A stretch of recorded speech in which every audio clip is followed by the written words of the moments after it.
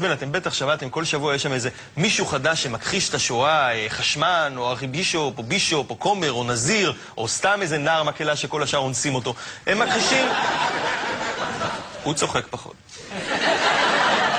הם מכחישים את השואה, ואני החלטתי, במקום סתם להתעצבן, להחזיר להם, להכחיש את הנצרות. נכון? אני לא צוחק, מישהו צריך ללמד אותם לקח. זה מה שאנחנו עושים כאן עכשיו. מדי ערב אנחנו מכחישים כל מיני דברים שהכנסייה הנוצרית אומרת לכם. אתה זוכר, אתמול הכחשנו את זה שישו הלך על המים? נכון. הנה הסרט השני. הנוצרים מספרים לכם שמריה, אמו של ישו, הייתה בתולה. אבל זה לא נכון. ההוכחה לכך היא פשוטה.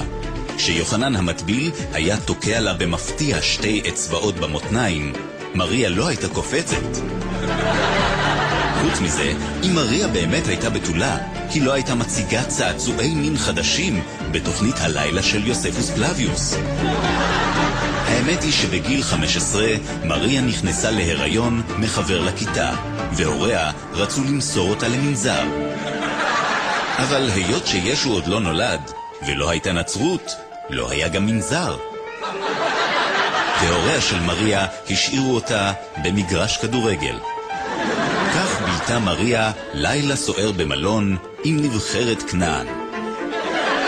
מי שכן היה בתול באותה תקופה הוא דיוויד באוי, ומכאן הבלבול. הכנסייה הנוצרית, אל תאמינו לה. הנוצרים מספרים לכם שישו הלך על המים בכנרת, אבל זה לא נכון. ישו היה שמן מאוד והתבייש לצאת מהבית, לא כל שכן ללכת עם בגד ים לכנרת. הנוצרים מציירים לכם את ישו ככה, אבל האיורים האלה רחוקים מהמציאות. בגלל ההתמכרות שלו ללחם הקודש, מגיל 3, ישו היה בשומרי משקל. ככה הוא היה נראה אילו היה מגיע לגיל 40. ישו חי כל חייו בין דיאטות. עבורו כל סעודה הייתה הסעודה האחרונה. אויבו הגדול היה אתקינס איש קריות. ישו תמיד אמר שמיום ראשון דיאטה. זו גם הסיבה שימי ראשון כל כך קדושים לנוצרים. מי שכן הלך על המים זה דיוויד באוי, ומכאן הבלבול.